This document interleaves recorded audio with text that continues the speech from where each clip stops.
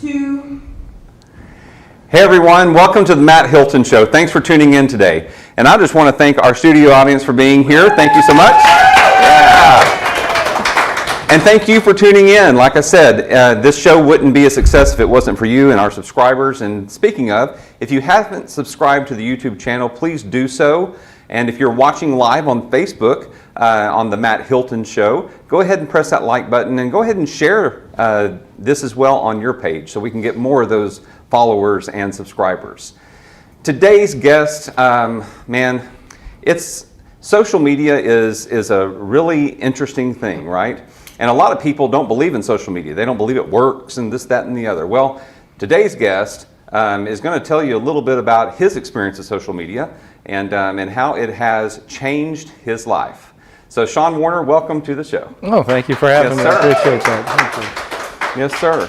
So before we get into what actually happened and all, tell me a little bit about you. Where did you grow up? What did you do before you became an author? I did a little bit of everything. I grew up in this area in Arlington, and my first job was at Six Flags. I was working in their warehouse and just kept moving from there. Went into the military after graduating high school. I was a paratrooper in the 82nd Division. Right, I noticed that.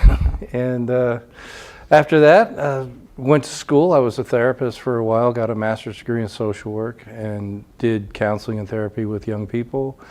And that field made changes that I didn't want to keep up with, so I switched over and became an engineer. I worked in that field for a while. And then I lost my job, and my wife was finishing up her graduate work, getting her PhD. We moved. We decided, the best thing for the family would be to homeschool the kids, and that's when I started taking writing seriously. And from there, it's just been a skyrocketing 15-year journey. Right, so for 15 years. 15 years, roughly that, yeah. There's a lot of study. You don't just sit down and write. It's a lot of studying, knowing the craft and the ins and outs of things, and a lot of practice, just like, painting or sculpting or pottery. You got to practice, and right. Everybody starts out with that ugly ashtray and goes from there. Well, I made some ugly ashtray writing. So going back to being a paratrooper, yeah, right? So are you a thrill seeker by nature? Like, do you like those types of things? I do like I do like adventures and things. I like to experience as much. It's like the old Beats, experiencing life and getting the most out of it. Of course, they went straight off the rails with the drug abuse thing, which I don't promote at all. Mm-hmm. But no, skydiving, scuba diving. I've been bungee jumping. I've spent a long time studying martial arts, and okay. I love experiencing life and living it. And what has that done for you? And you have a couple of children, right? So I do. Has that given them the opportunity to experience things that they may not have been able to? I like to think so. We were able to expose them to a lot of different things. They've traveled in different parts of the world, and unfortunately, a lot of people don't get that opportunity, and that's a huge thing, because when you start talking about the differences between this place and that place, you actually see it firsthand, and you know what you're talking about. Right. So going back to, I read a little bit, in prep for the show today, I read that you had a dream of being a writer as a child. What happened to that dream? It's kind of, it wasn't so much a dream of being a writer per se. It was more, I just liked to write. When I was really small, I remember trying to write when I was like 6 years old, laying on the floor of my room. And my mom was reading me stories called Billy and Blaze. These were written in 1936, so they predate me. And there's adventure stories of a boy and his horse. And I just loved them. And so I tried to write my own. I don't know what happened to it, but ever since then I've been writing like a paragraph or two here, or maybe some first chapters, and never went anywhere. And it was more for me, just thinking it'd be fun to do. Yeah. And it wasn't until, like I said, I started homeschooling, I started taking it seriously, and I started opening books and studying, and well, there is craft to this, and there is a deeper level of this than sitting down and cranking out words. Yeah. I remember as a child too, I used to write, I wrote a story, I wish I knew where it was, but it was called The Jungle Story. And it was about me and my family going on this vacation, and we ended up in this jungle and fell in a pit. And I think a lot of it had to do with the Atari game I was playing at the time, called Pitfall. Okay. So I don't know if any of y'all remember that or not. But yeah, so, children have a creative mind, right? And a lot of times, whether it's creativity or dreams or whatever it may be, what I've experienced is throughout life, people quit dreaming. People quit going after the things that they are passionate about. And so I'm excited that you did pick up the pen and you did study about writing, because you have created a book that now is in the hands of how many people? Do we know how many copies have sold? The last count that I got was something like 80,000 copies have been sold, which is just an enormous number for a debut author. Yeah, for sure. That's awesome. So when you wrote the book, did you have any idea that it was going to be a bestseller? I didn't. My wife did. She told me this book's going to sell, but right. I didn't. The story is I was writing a different book altogether. Oh. And Lee got into my head, and the way I write and come up with things is characters pop into my head and I start playing what if games with them back and forth until it fleshes out. And she just wouldn't leave me alone. She just picked at me like a jingle. I just couldn't get out of my head. So I had to stop the book I was working on, write this book to get it out of my system, and then go back and complete that other book. So you have completed the other one? Yeah, I have completed the other book. It's actually under contract now. My publisher, Black Rose Writing, is, we're hashing out details now, and we're hoping that it'll be another successful relationship. I have high hopes for a successful relationship. Right. That's fantastic. So tell us a little about Lee Howard and the Ghost of Simmons Pierce Manor. So Lee Howard and the Ghost of Simmons Pierce Manor is the story of a teenage girl who teams up with ghosts with multiple personalities to solve the mystery of her parents' murder. Along the way, she gets in a lot of trouble and does a lot of things she probably shouldn't do. It's a girl after my own heart, really. So take us back to the day where you were in a Kroger. Mm-hmm. Had you been to Kroger? Had you been to other places signing books before? Oh, yeah. And this is on July 2nd, if I'm not mistaken? July 2nd, probably, that sounds about right. Yeah, it was right before I was hoping to cash in on the 4th of July weekend. There we go. There we go. But you had been in other stores. I'd been in other stores. I'd been to Half Price Books a few times, other Krogers. Kroger has this great authors in the grocery store program that they allow authors into their stores, and they take care of all the you just scan it at the register, which is really makes it easy. That was one of the questions I had. I was like, as I was thinking, why would you go to Kroger to sign a book, right? I mean, like Barnes and Noble or some other place seems like the place that you would find an author signing a book. So that's good to know. Somebody came to a writers group that I'm a member of, a critique group, and mentioned the program. And I just thought it sounded fascinating. Sure. And he made this excellent point that it's about making connections and things, and which obviously just worked out well for me. And so that program is just really amazing. You join the program, and then they scan the book at the register when they're checking out. But yeah, they come into the store and they're thinking eggs, milk, cheese, not books. Mm-hmm. So, but it works out well. As long as you are outgoing, you can get them to notice you. Yeah. So when we come back from commercial break, and by the way, today's show is made possible by Independence Title at Monticello. So I want to thank Carol Stratman at Independence Title for sponsoring today's show. Thank you, Carol. She's in the studio audience, by the way. But yeah, so I wanted to go back real quick because in prep for the show, I did read something about an experience in high school that you had that was not such a great experience. And that's an awful lot of them. You'd have to narrow that down. Was there anything in high school that stood out to you that was not a good experience that you grew from? Well, the whole high school experience, to be honest, wasn't spectacular for me. I'm not the greatest student in the world, and I read very, very slowly.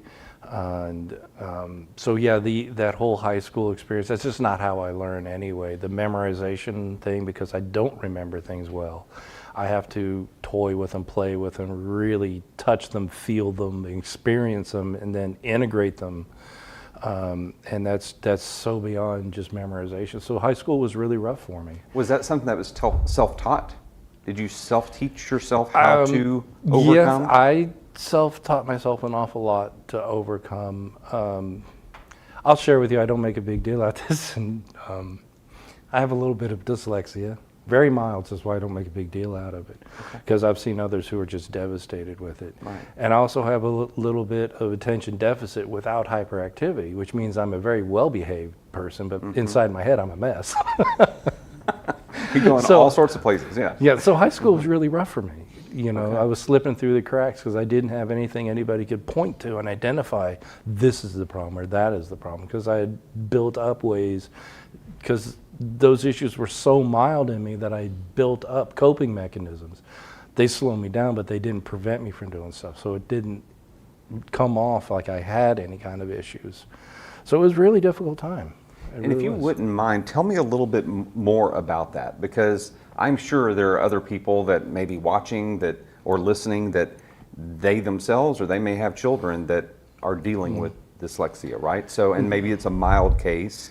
Yeah, in my case, it's just super. It's so mild. That's why I don't mention it very often, because it is very mild. And are there things that parents could be looking for that would be maybe something to help? Wow, I really don't know, because I missed the whole clinical diagnosis part of the whole train. If you have a child that you can talk to and their interpersonal interactions don't seem to match up with their school performance, if you get where I'm going with that, if you sit there across the table and the conversation you're having with somebody is so far beyond the level that a grade on the report card is indicating, you might want to get something checked out, because it may be a very subtle thing like I've had. Yeah, okay. Thank you for sharing that. Sure. Yes, sir. So going back to your books, you said one is under contract. Is Lee Howard going to be going on a new adventure, or is this a totally... The book that's under contract is a completely new story, a different set of characters, different world entirely. Okay. There is work on a follow-up to Lee, but I have some other projects I need to get out the door first. Right. Okay. All right. Because I know that there are several people who, just when they heard that you were going to be on the show today, they're like, oh, I've been wanting to get that book. I have seen his story, right? So you have been on the Today Show. You have been on some in some other publications as well since July, correct? Yeah, a fair few, yeah. It's been crazy. It really has. I'd never expected to have this, certainly not with a debut book, because it's so rare and unusual for a debut author to experience these things, and I'm so aware and so grateful this is not normal. Yeah. So if you wouldn't mind, take us back to that day. You're getting ready to go to Kroger and set up your table. Like, walk us through that. Well, I've done these before, so I kind of knew what to expect. It was going to be a very long day. I get there usually around 9 o'clock. I set up my table and, kind of make sure I'm in a good spot within the store, because, I say location. That doesn't matter if you're talking about the big city or inside a store. So where did you set up? Actually, I think at that store they wanted me to set up kind of where you come in the front door, and then there's the baskets in the next door, and they want me in between those two doors. And I said, thank you, no thank you, because I've heard from other officers that just doesn't work. Right as people come in is a good spot to set up. Right by the registers is a good spot for the author. It's a horrible spot for the store, so you have to compromise there. And so at the end, I ended up kind of down at one end, close to, I think there was like some baby clothes and things in that area and things like that. And it was a good compromise. It worked out well. I got to talk to a bunch of people, but it was a long day. I got there at 9 a.m., set up, and the people come and go, and there's it's kind of funny. There's waves of business. It's busy, and then it's dead, and then it's medium, and then it's dead, and then it's busy again. It's really, strange how that works out. I bet somewhere somebody has got to have done a marketing study on that one. And so I've been sitting there, worked through lunch, and then it was around 3 or 4 in the afternoon when Red came by and asked if he could make his TikTok video, asked if he could buy the book and give it away, and I was like, sure, absolutely. Okay, so I'm imagining this, right? So you're sitting there, you have these waves of people. How many books do you think you've signed at this point? About 15 around that time. About 15 or so. It's which is mid-afternoon, pretty good, which is pretty good. Yeah, it was headed on towards getting late in the afternoon. My mind was starting to turn to, as everybody does when they work, it's like, just a few more hours, you got to go home. Right.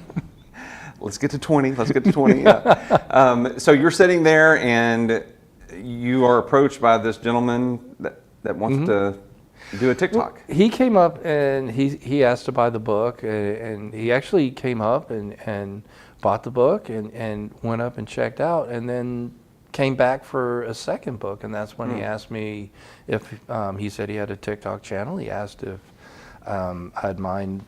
I said, no, I don't mind. It was at a lull, so I was a little bored out of my head at that point. Right. I hadn't talked to anybody in a while, and he was just so enthusiastic, and it just kind of came together nicely there. And he was helping me out. And I'm not doing anything else. If he has a channel and I could help him out, why not? So you saw it as a mutually beneficial type thing, right? Like he was going to help you, like promote your book, and then if it did help his channel, then that's great. Yeah, it was more a case of doing something for each other, and at least that's how I saw it at the time. And it's like, sure, I'm not doing anything else but sitting here. Why not? And I'd get some out of it, and I was hoping he would get something out of it. So yeah.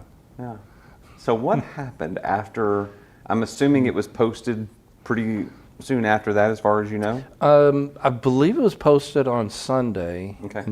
Sunday morning, and by Sunday evening, my wife's and my phones are tied into my website for different purposes, and they just started ringing and going off. We were watching TV. We stopped the show we were watching and tried to figure out what was going on. My daughter calls, said, "That's gone viral on TikTok," and it's like, wow. Okay, that's good, isn't it? I was about to say, did you know what that meant? I knew it. Okay. I knew what viral meant, but it's. But it could be viral, bad, or good, right? Yeah, I knew what it meant, but I didn't know the depth of what it meant. It's like I knew the definition, but I didn't know the actual. Yeah. So this is the first part of July. Like between then and now, how has your life changed? It's really changed in incredible sort of ways. People recognize me. They recognize the book, which is really good and meaningful to me. When I hear stuff, just the other day, somebody said something like, they read my book, and then afterwards they read 10 others because they were inspired to read. And I was like, boom, that's what I want. That's great. That's great. That's what I wanted to hear, because I want reading. It used to be fun. It used to be a pastime, and I want it to be. It should be fun. But we've gone so much to assigned reading and reading these weighty things like the classics, which I have nothing against, or books that highlight issues that are going on in society. Again, nothing against it at all. They're purposeful, they're meaningful, they should be there, but there also should be reading just for the fun of reading. Because that's what I did when I was a kid. I did not get a whole lot of moral lessons from Conan the Barbarian or Tarzan of the Apes or Daredevil or anything like that, But I was reading them for fun, and they gave me a buffer between what was going on in life and stuff. And like you said, it was like taking my imagination to the gym. And it was just so much fun just to read. So I would like reading back on that list of, video games, TVs, movies. Let's put reading back on that list. Yeah. And I'm assuming that's why you made this up, right? Yeah, my wife made up these wonderful reading logs And they're just so great because you have the book title, you get to rate the book, the date you either started or finished it. These are just great. She came up with this idea. This is why she's in charge of all that stuff. No, I thought that was awesome. a great idea. Yeah, Right? and I really want that because a lot of people are saying, that the book has got them back into reading. That makes me feel so good. It's not just about my own personal whatever. It's, the people are rediscovering reading, even on a small piece. I know, and I'm certainly not going to put myself in J.K. Rowling at all. You were in my head because I was about to ask you, do you foresee this becoming maybe like a Harry Potter series? If God blesses me that way, that's the way it goes. I'm not going to look forward to it, and I'm not going to argue against it. It's just, it's going to happen the way, he plans on it happening. Yeah. But she inspired an entire generation to read. Whatever else you say about her, she inspired a generation to read. Yeah. And I think the Harry Potter books are very much responsible for YA is one of the strongest genres in literature right now, because the young people read them and they stuck with reading, and now they're getting, they're knocking on a bit, Right, right. and they're still reading. So, and then the only comparison I would ever want to make is that when people say that about my book, it's just so fulfilling that I've inspired them to discover reading or rediscover reading. Yeah. That is just such a fulfilling thing. Well, that's fantastic. Thank you so much. And y'all stay tuned for a word from our sponsor. When we come back, we're going to hear from the man who did the TikTok video. Stay tuned. What does it mean to buy a home, a business, a piece of dirt in Texas? It means joining a vibrant community and committing to the future we can build together. Independence Title stands right beside you on your independence. And welcome home. Let me change whatever's wrong and make it right. Are we back on? All right, we're back on. I'm looking at my phone, y'all, because we are on live. And if you have any questions that you want to ask, please post those in the comments on Facebook, and I'll look at my phone during this last half. I forgot during the first half. But if you have any questions you want me to ask the guest, just post your question and we'll do that. So welcome back to the Matt Hilton Show. We just had a great segment with our friend Sean Warner, who is an author, and he brought one of his books with us that has made news, that has made him famous, if you want to use that word. So we heard about the day that he was at a Kroger signing some books, and a gentleman walked up and bought a book, went and checked out, and came back. And we are about to hear from that gentleman. We are here with Jared Swearingen. Jared, thank you so much for being here. Thank you, thank you. Yes, sir, yes, sir. So, yes, let's give Jared a round. We need to have one of those little signs that say, applause.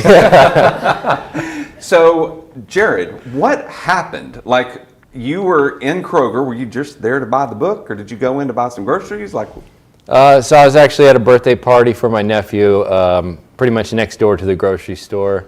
And my brother sent me to go get ice cream because we were arguing what kind of birthday party doesn't have ice cream. So I went to go get ice cream, and honestly, I was beelining it straight for the frozen section. And I saw Sean, and he had a table up there and everything else. And I don't know, so I posted in the video. It just made me think of all the times that you tried so hard, or you felt like you deserved something, or you wanted to achieve something.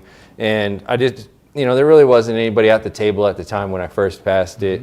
So I was like, you know what, I can buy a book. Like, if it makes them happy, I'll buy a book. And then I went and I got my ice cream. I'm checking out. I'm walking out of Kroger. And I don't know, something just told me to stop and go back. It was just like, we could do more.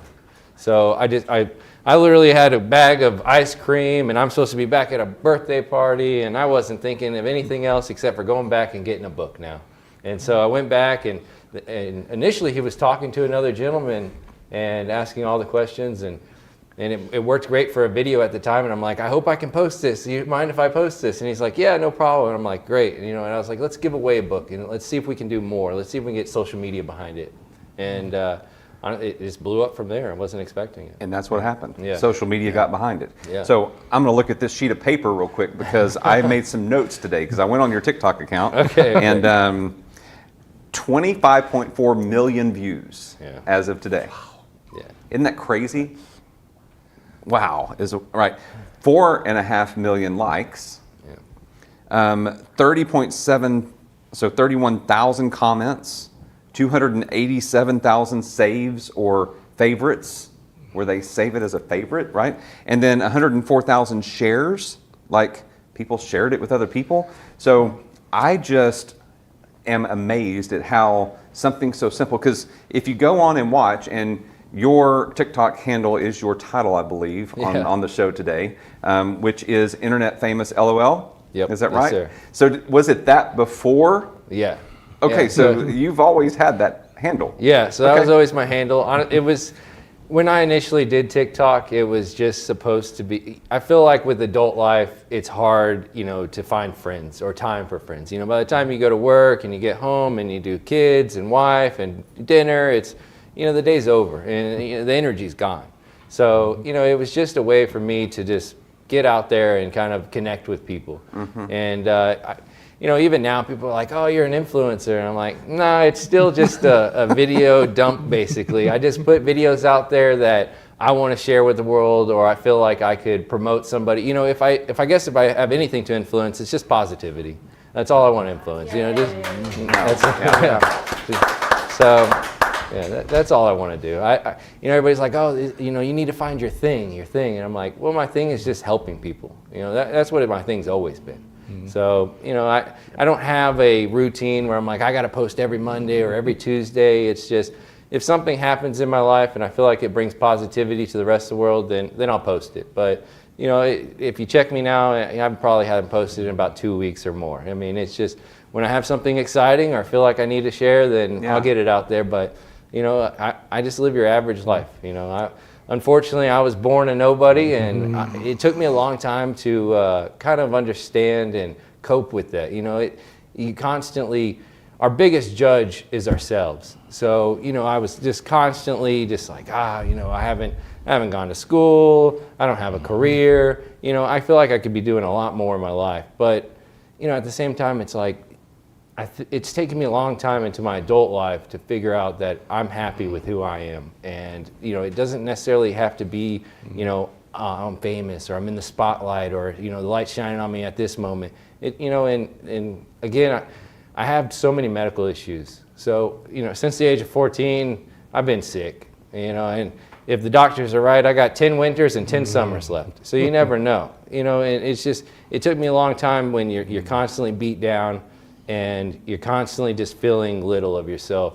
And so, Sean's instance, I saw him and I'm like, man, I wish if the roles were reversed. There's so many times I have tried so hard for things or wanted to achieve something, and you don't get the recognition you deserve, or, you get beat out by somebody that's better. Because one thing that this experience has shown me, especially, Sean is a very talented author. There's no doubt about that. His book, my video only did so much. His book really carried the most of it. Thank you. When it comes down, but there's so many people, no matter what you're aspiring to be or what you want to be or trying to achieve, there's somebody else out there that's trying to achieve those same goals or wants that same level of success or wants to be in that spotlight or whatever it may be. And a lot of authors have reached out to me after this saying, can you please promote my book? Can you do this? Can you do that? Yeah. Well, I was about to ask that. When I write my book, I'm going to give you a call. And I don't ask nothing in return. It's just, if it helps you sell one book, then fantastic. It doesn't have to be like, oh, well, I charge $1,000 for this. No, it's just send me a book and I'll put it in a video. Sometimes I'll try to make the whole video about that book or about whatever you send me, but sometimes I just have it in the background of whatever I'm doing at the time because I don't know how to positively. Someone sent me a wonderful book, but it's more like Shakespeare. And I wasn't sure how I'm going to do it unless I'm going to, do a role play or something like that. So it was just, let me just throw it in the background of a couple of videos and just see what I can do from there. But I mean, it's been really amazing. It's really been an eye opener. But again, I think, everybody wants to be successful and everybody tries hard, and I think everybody is constantly trying to, I feel like the negativity and drama is a lot easier to spotlight, so that seems to be the trend most of the time. It's, hey, well, what's negative? Or one of my favorite songs, one of the lines in it is, I keep my family out of the gaze of the public because nowadays hate is their favorite subject.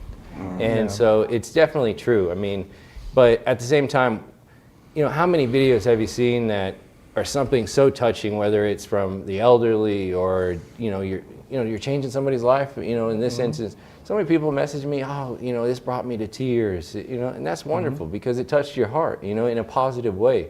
So I don't think everything has to be surrounded by hate. I don't think we have to do dancing trends to be relevant. So, Yeah. Just a simple video. And that's, ladies and gentlemen, if you haven't watched it, go to his page and look at it. And I watched it today and I was like, that was it? I mean, really? And but that speaks volumes to what you did. And I have what you have said, there's so many golden nuggets. I mean, I wish I had a pen so I could make some notes, right? But sorry, I went on a rant. No, it's all good. It's all good. Is there something that someone did for you along the way that helped you become and have this mindset that you have now?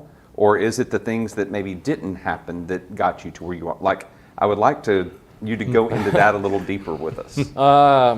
Honestly, I say I'm a young soul, but I come from an old generation because my parents, by the time they had me, they were well done with having kids. I was the definition of a whoops, okay? So, my dad, he's going to be, this October 10th, he's going to be turning 80 years old. So, I grew up watching nothing but old Westerns and, on the way to school, believe it or not, most people don't even know what it is, but we used to listen to cassette tapes of Hopalong Cassidy, on the way to school because that's, my parents, they're up there in age and that's what they liked. It's black and white movies and Westerns and John Wayne. And I think back then with movies and music, a lot was left to the imagination, whereas now everything is, how much blood can we get into it or how much gore can we get in it? And nothing's really left to the imagination anymore. And people were, a little bit softer spoke back then, but they still had a stern hand and stuff. So, I think that my upbringing has a portion to play into it, but at the same time, when I was 14, I got diagnosed with scleroderma, which is this mark on my head. And then later I had a lot of nerve pain that came along with it.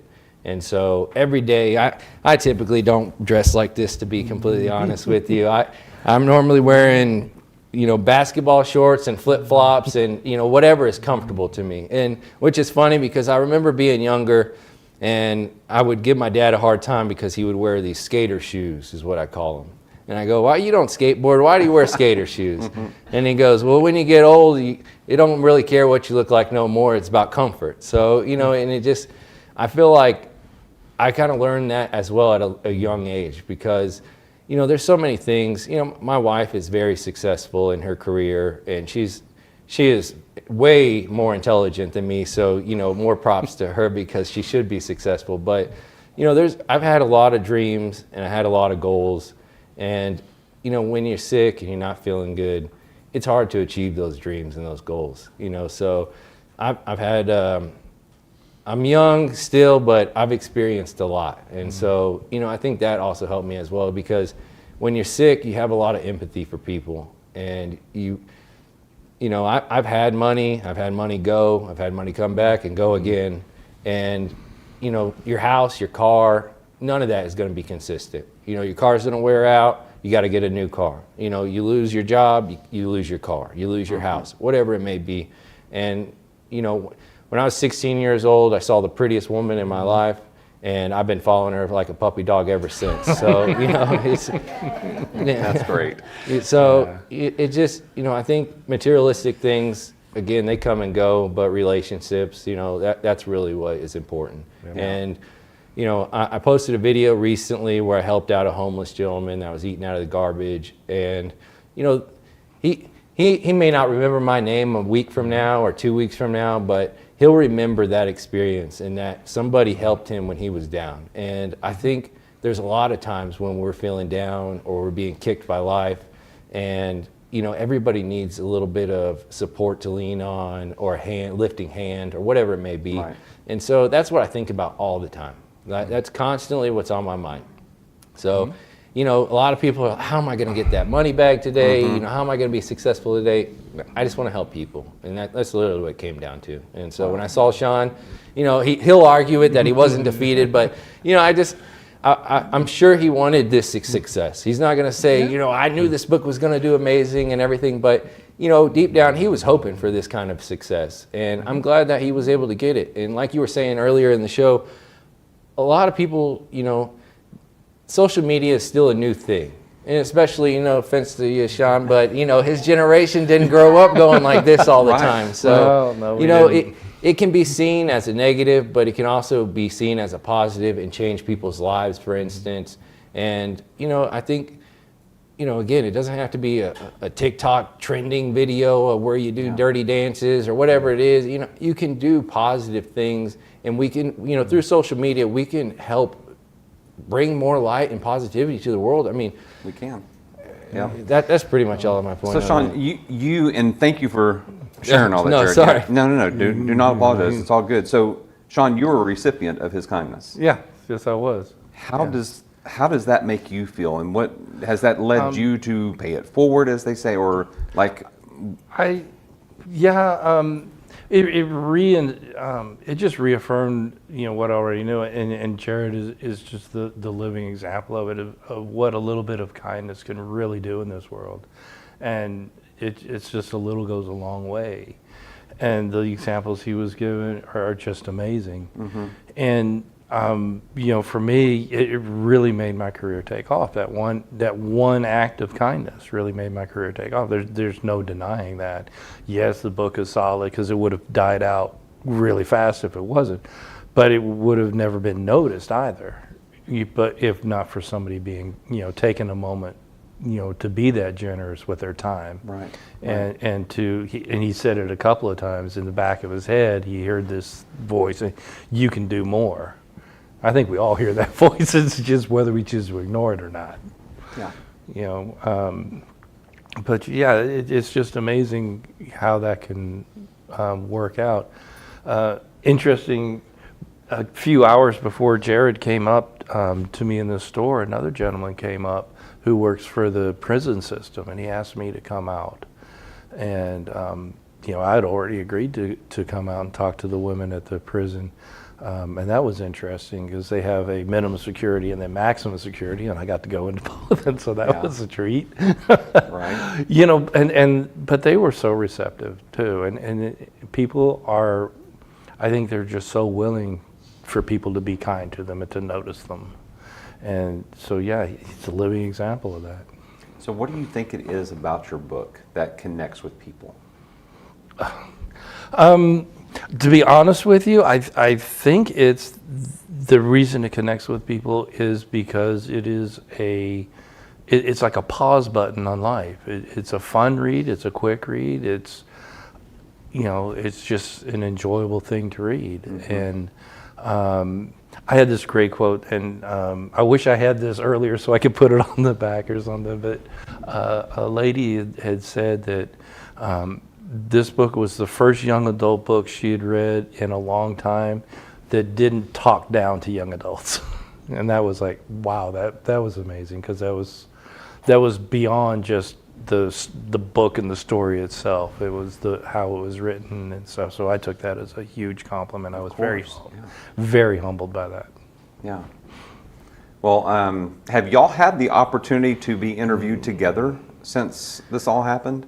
A few times. We were on the Today Show together.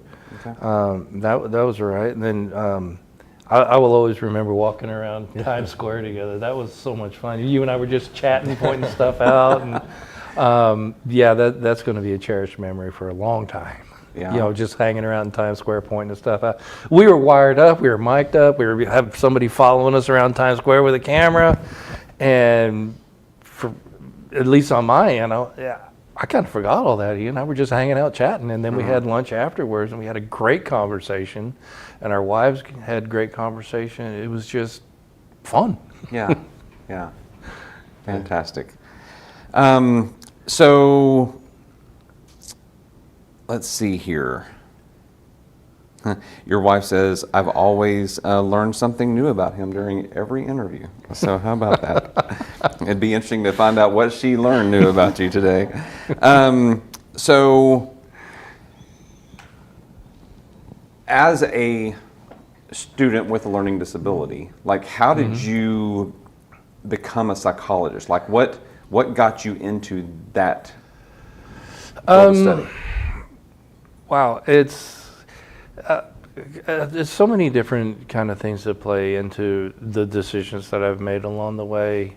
I was really just fascinated by human behavior and why people do the things that they do, what's their motivation, and also I'm a very, very introspective person, and I think that we need to be teaching more of that skill of how to look inside yourself, find your character, and then let it shine out and polish your, good character through introspection and stuff. But so that whole kind of thing led me into psychology and to mental health, and then I just, for as far as why it was in pediatric mental health.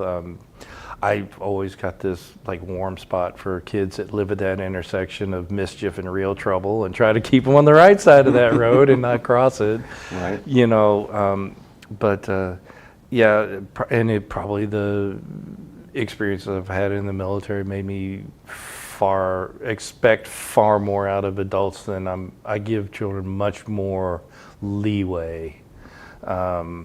Is in terms of understanding, not in terms of permissiveness or anything, but so it's just a whole lot of stuff. It's like everybody else, there's usually no one thing that leads somebody to a decision. It's the whole stew of our past experiences. I find it very interesting what you just said, that you were interested in the way people think and why they do the things that they do, right? And this is a living example of someone doing something for somebody else, right? And what was going through your head as he was doing this? Were you like wonder why he's doing this? What's in it for him? No, I am very much in the moment person. Like sitting here talking to you now. I am sitting here talking to you now. I'm not sitting here talking to you worrying about my grocery list and other stuff. And it's all at face value. Unless someone gives me a reason not to, I take people at their face value, and it's usually they're genuine. That's so refreshing to hear. It really is, because so many people, what I've experienced is a lot of people in our world, they'll look at somebody and pass judgment immediately, or they will be not in the moment. One of the phrases that I've tried to teach my children is be in the moment. So when we're having dinner, put your phones down and don't be, playing on TikTok or Instagram or whatever, or playing a game, but be in the moment, have a conversation. My experience in the grocery stores and other places, don't look sunny, it just exemplifies that of how we're losing the art of being present. They walk around and they're so, like if I'm in a grocery store doing a book signing, I have to literally greet people, hi, hello, good morning, for them to walk by and just look over and see that I'm actually sitting there, or otherwise they walk right by. And if they have their phones out, then it's a 50-50 that they're going to notice me, even if I'm speaking to them. If they have their phones out and their earbuds in their ears, they don't even notice. Unless you're waving. And even then, they just kind of walk by. And it's the same thing, kids are walking around, or not just kids, everybody walking around with, cars are just whizzing by. We have all these different things in our cars that help us notice, people on the right, people on the left, automatic braking, things like that. And then, but that situational awareness, using that military term, but it's a learned skill. And to be present in the moment and to live your life now. Otherwise, you're always looking at the life you either want to live, or you're hoping to live, or that you lived in the past. And you're only living now. So be now. Yeah, I love that. Jared? I just in the few minutes that we have spoken, we are of kindred spirit, right? So I love helping people and doing things for others. And so when I heard you speak, I was like, oh, I think I'm hearing myself speak there, just a little bit. What would you tell your 12-year-old self, knowing what you know now? Is there anything that you would look back and go, you know, I wish I would have known that then? You know, I'm not really sure. I don't really think too much on that. You know, I think our experiences shape our character and our personality, and I think that we all experience something for a reason. And I like to think, you know, Sean's a very religious man and everything else, but I think it's more of what you put out there in the universe is what you get back. And so, you know, if I keep telling myself I got blessings coming, then I got blessings coming. Sure. You know, and to touch on his social media thing, you know, I saw a quote one time and it said, social media connected us to the world but disconnected us from our family and friends around us. And I think that's true. So, you know, that's why I like to take breaks from social media. You know, my son is 11 right now and he's doing exactly what Sean says. You know, he's, you know, what'd you say, Dad? You know, you know. So, and I'm the same way. My wife is. I don't do social media. I don't do Facebook, TikTok, Instagram. She doesn't do any of that stuff. She's like, you know, I do this. I live it in the now, and my family is all I need. And you know, I think that takes talent. But I think at the same time, again, you know, social media can be a powerful tool, and it can unite us, but it can also bring us down. Yeah. And you know, I'm not sure what I would tell my 12-year-old self. You know, it's just, I guess, keep your head up and stay positive. And, you know, I should have set better goals when I was younger, is what I guess I stick to your goals that you have set. But, you know, before I was out of high school, I was brokering deals with the Texas Rangers ballpark team, you know. So I've done so many things that, again, I'm young, but I've lived a lot already and I've experienced a lot. So, you know, and I think everything happens for a reason. So. Yeah. I don't know if I would change much. Yeah.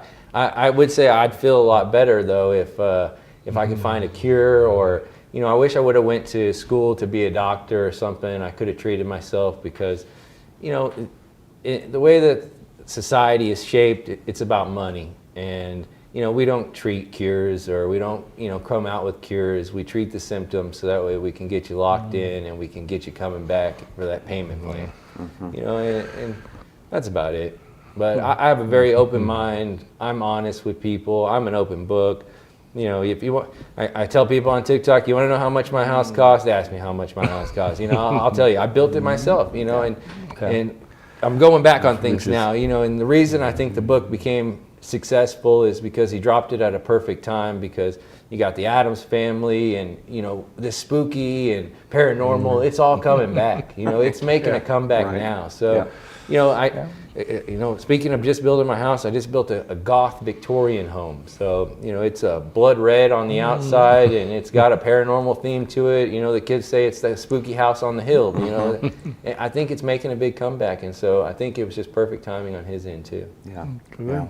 And So perfect timing of you walking through the store that day too, right? Yeah. So Yeah. good deal. Yeah. So is there anything that you wish I would have asked either of you, or anything that you want to say to each other, anything of that nature before we wrap up today? The only thing I want to say is I'm grateful. And I will always be grateful and No thankful. problem, no problem. The only thing is, you know, I'll mention him real quick while he's hot on social media, but I think, you know, Deion Sanders is kind of uniting the nation with football right now. And I saw a speech by him recently, and I think it can almost kind of speak to all of us. And it's not so much your body's tired, but your mind's tired. You know, it's not so much that you don't want to, it's your mind doesn't want to. And I think we can have a weak mindset, and I think we can have a big positive mindset. And so it's a decision we make within ourselves. You know, do we want to be nasty and successful and, you know, hurt the people around us so that way we can be on top? Or do we want to come up together with people that we love? And so, you know, it's just a mindset. And that's all I want to tell people is just, we can be the difference we want to be, and we can be the difference we want to see in the world. but it all starts within ourselves. And Amen. Yeah, Yep. that's great. Beautifully said. Let's give them a round. Yes. Thank you both. Thank you both for being here. John, Sure. Jared, thank you so much. And thank you for tuning in. And I hope you were inspired today as I have been. And I want to challenge each of you, go do one act of kindness for somebody today.